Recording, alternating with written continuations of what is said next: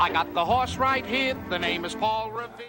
Hello, racing fans, and welcome back to another edition of Handicappers Corner, brought to you by the Derby Barn Grill. I'm Mike Heads, along with Drew Forster. We're going to go through the Friday night races, August the 12th at beautiful Hastings Racecourse. We do have 7 races on tap, and of course, the biggest carryover in the land right now. Sea Sky Pick 6. Yeah, over 113, or close to 113,000 going into the Friday night program. I'm sure it'll get close to 130 or 140,000. Should be up there. Yeah, but if you can be the only winner of the Sea to Sky Pick 6, you got to be the solo winner. It does start in race number 2, which goes up at about 7:30, so 7:35 or something like that. But yeah, races 2 through 7 for the Sea to Sky Pick 6. 7:35. You're right. 7:35 is the official post time, and it starts off with a tough one, the 2-year-old race. But we do have 7 races on tap, as Mike mentioned, on the Friday card, and our Friday Night Lights cards have been very well received, and we're getting a good crowd out and a good handle for them. Yes, we've done very well. It was quite a festive atmosphere last Friday. Considering the traffic was brutal coming into the track. Yes, there was of course, the accident on the Second Narrows Bridge really hurt traffic getting in, but still it was a great atmosphere. Yeah, we were short of a few people, like Richard Hamill. He didn't quite make it for the first, but kicked off. He won the second and third, so he got there apparently just in time. First race this Friday is a 6250 claiming event for fillies and mares. 5 of them go post. We're going 6.5 furlongs. I landed on the 2 here. I Believe in Angel. I know there's other speed in here, but I like the way she relaxed last time. Hamilgar to come just off the pace. She should be able to sit just off I Dig That. And for me, she's a danger in here. I like I Believe in Angel. Like I say, there is other speed, but I just think the toughest one's the speed. Ariki Princess has been, before jumping up in those starter races, was on a bit of a roll, breaking her non-3 and then her non-4. And obviously, even the first sprinting one in the starter series, she ran very good, only beating 4 lengths behind Perfectly Reckless and Blended. I got her in the second spot. That's through Zenita Rose in the 3rd spot. Hamill elects to go with I Believe in Angel. Zenita Rose, though, has a nice closing kick, and that could prove well in a race that has some speed in it. I went 2, 3, 5. Yeah, I have the same horses. I don't love any of them. I Dig That. We're probably leaving off that could potentially win the race. If it's, it's been speed through a lot of the Friday cards so far, and I Dig That could upset the top 3, but still, she's a horse that figures. I agree with I Believe in Angel. Been in top form for Anita Bolton. Let's go with her to win it. Ariki Princess getting out of the starter series. She gets back into a better spot, and I think she's live. And also Zenita Rose, nice win, nice confidence booster. I know it was just for $4,000, but still, she might have the right running style coming from off the pace. There is some speed in here. The 1, 2, 3 all like to be near the lead. Maybe Zenita Rose can get a trip distance behind. But I agree with Drew. 2, 3, 5 look like the horses, the fillies and mares in race number 1. On to the second race, maiden 12-5 for 2-year-olds here. This one gets tougher. It is extremely tough. It needs some creativity here. And hopefully you're on site. You can have a look at them in the paddock because, as we often mention, you do need to look at these horses in the paddock. You can learn a lot from their actions and how they look in the, how they're handling everything in the paddock, and it might lead you on to a winner. On form, I'm going to go to the 3, Such a Bargain. Don't love the horse, but I mean a horse that by Tisway, who has some pedigree, maybe perhaps the 3.5 furlongs wasn't to her liking, and might improve on the stretch out for a barn that's had a very good year. Mark Cloutier. Romario Saunders is an underrated rider. He's been doing really well, and I don't mind seeing him in the irons. Put the 2-horse DeClays in the second spot. The horse has been working well for Pat Jarvis. Excellent final prep. Dennis Orojo is getting a lot of live horses, and wouldn't be surprised to see this one be pretty live. And as well as the 7 Classic Victory for Mike Anderson, who's had a great season, our leading trainer. Another one that's live in this spot. David Lopez won with the first or last week for Mike with Sherry and Sugar Rose. And Todd Mountain Thoroughbreds. Same connections all around. I went 3, 2, 7, but once again, I can see I'm leaving out some Lemonade, who's on the class drop. Alder Glory, I've seen this horse work in the mornings. She's okay. Baby's Got Track is, looks like she could have some ability as well from the first crop of Numani, an AP Indy stallion that raced here at Hastings. Out of the hot Phil Hall barn, Yes, so there's a lot going on in this race. Recommend head to the paddock if you're at the track. It could be a big key. It's a tough opener for the Sea to Sky Pick 6. I went 3, 2, 7. Yeah, I don't have a lot to add. I mean, have a good look at them. I got the same horses. I put Classic Victory on top. Just a long string of works. She should be fit enough to go 6 furlongs. As you mentioned, these connections, Todd Mountain Thoroughbreds, Mike Anderson and David Lopez, just won a 2-year-old maiden special weight going 6 furlongs last Sunday with Sherry Sugar Rush. So that's why I kind of lean the way of Classic Victory. Nothing clever, just those connections. Just one with this kind of race, or, you know, a 2-year-old 6 furlong race. So I went back to them. I put DeClays in the second spot. Pat Jarvis, as you mentioned, Rojo on fire right now, and that final prep looks very good and such a bargain. The horse has actually run a couple races, and Mark always does a good job with his 2-year-old. So I put that one in third.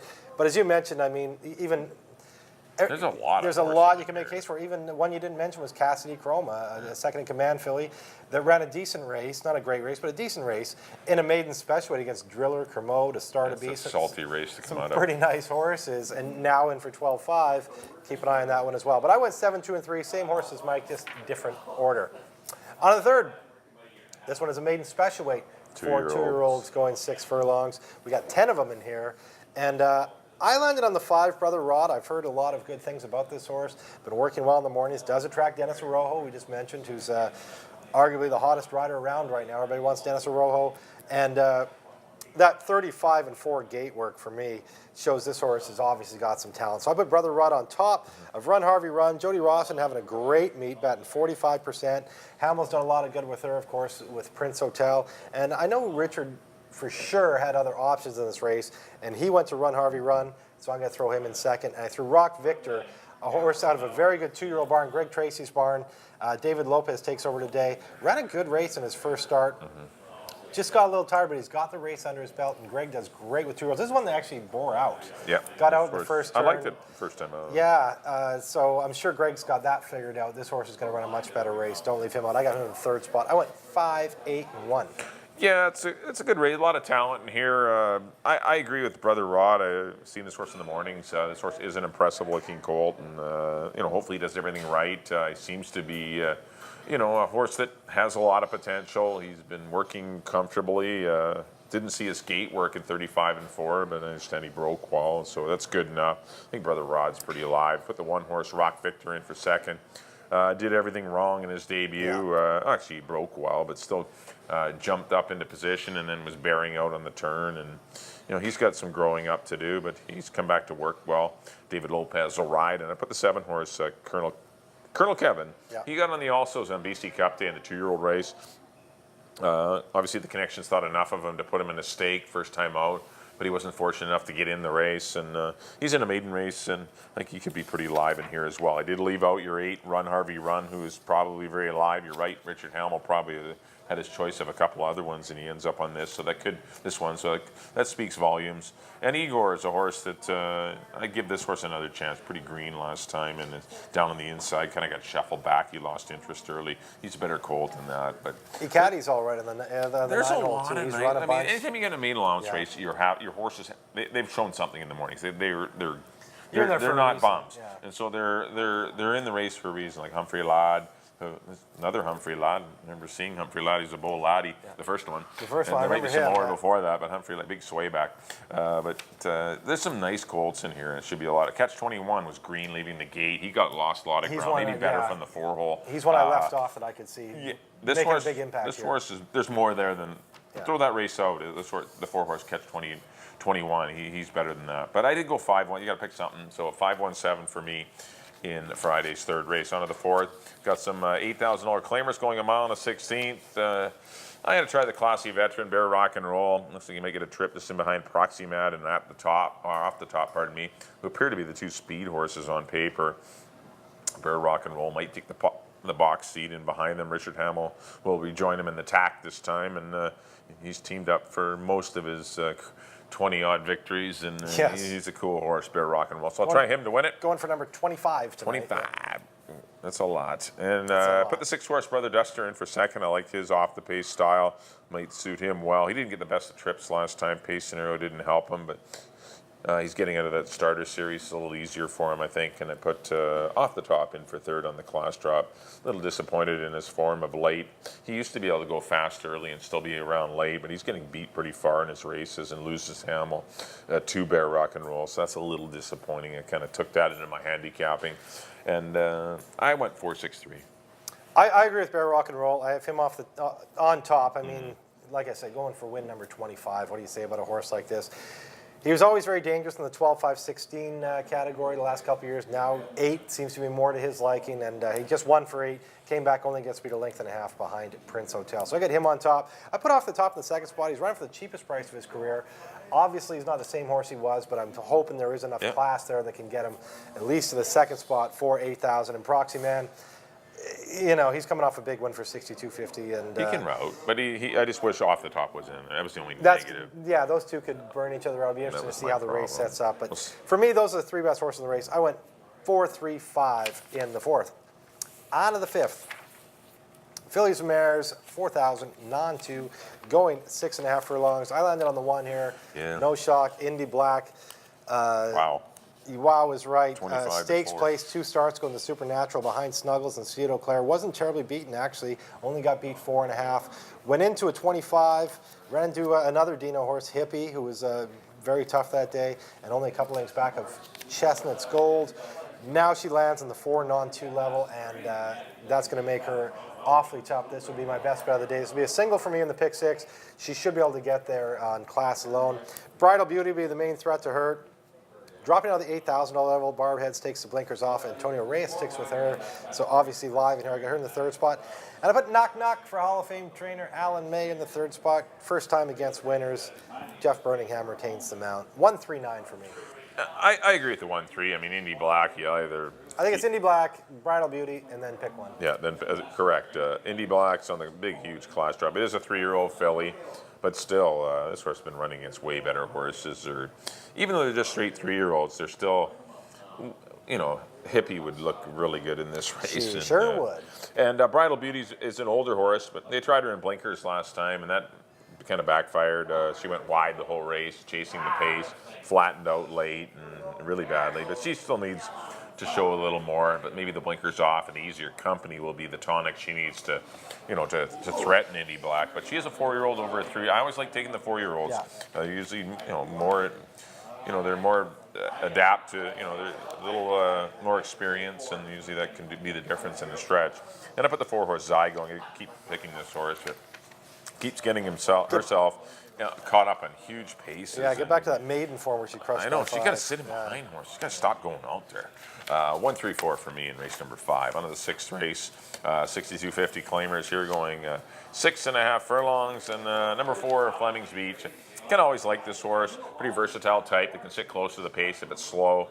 Can sit farther back if it's fast and still run a good race. Fleming's Beach has a lot of versatility. Jose Gomez and Pat Jarvis, of course, connected with Step Up for the Money in the marathon and BC Cup Day, and they'll try and connect again. But I like Fleming's Beach to defeat the 1, Samil Kameen. Luke will be happy to get rid of Proxy Man, who looked him in the eye the entire race, going some dynamic fractions. No other speed in here. I think Luke's going to get the lead pretty easy, so I think you need that horse in there. And I put the 5-horse Najran Breeze. That was between Najran Breeze, Stratify, and Lorne 500. Those, and with Nana's Buddy. Actually, I was between those 4 for 3rd. I just worry about the pace scenario. I want the horses near the lead in this race. Yeah. I don't want Nana's Buddy. Is he the best horse in the race? Probably. This horse has been like lights out. But still, we're looking at a 23 opening quarter here, maybe a 46 and 3 opening half. I mean, it's going to be tough for Nana's Buddy to come from last and win this race. Same with Whaley's Command. I'm just worried about the horses that maybe lack position. That's why, no disrespect to Nana's Buddy, Lorne 500, and these horses, just the fact of the way the race is going to set up, it's going to favor the 1 and the 4. So I went 4-1, and I put Najran Breeze in for 3rd. 4-1-5. I went to Nana's Buddy. He's just, I mean, what a season he's having. He's had 6 starts, 4 wins, 2 seconds. I know, cool horse. He's always right there. ATM I'm hoping that somebody goes with some milk. I mean, look, maybe Lorne 500. He does his best running when he's involved early. Maybe Skylar Whiteshield asks him, and that could put some pressure on. Fleming's Beach is forwardly placed. I'm just hoping that it can set up for Nana's Buddy. He's been so consistent, I'm not going to get off him. I'm going Nana's Buddy on top of Fleming's Beach. Your top pick was obviously very dangerous in here. That's the other horse for me. And I put some Milk Luke in the 3rd spot, but he could carry him a long way and could win this, as could Stratify, as could Lorne 500, as could Nahan Breeze, as well. Throw Wiley's Command in there as well. Tough race for the 6th race, but I did go 6, 4, and 1. On to the nightcap. Maiden $4,000 event for Fillies and Mares. I landed on the the 1-horse 2IC. Just got speed 3/4 length by Stormy Days last time. It wasn't an overly quick one, but the way this horse went from her first start to her second start, 10th by 39 to second. It took a big step forward. If she can take another step forward, she should be tough. I like the fact that Amadeo Perez, who's riding great right now, sticks with her. So I got 2 IC on top. I put the 3 in the second spot. Milton Palmer does a very good job with his horses. Pat's Bid was a decent little horse that Troy Taylor had here. Kind of a Glenn Todd homebred here. He is the breeder, of course. Sir Galovic with Pat's Bid. Works look okay, 101 and 4 out of the gate. That's not bad.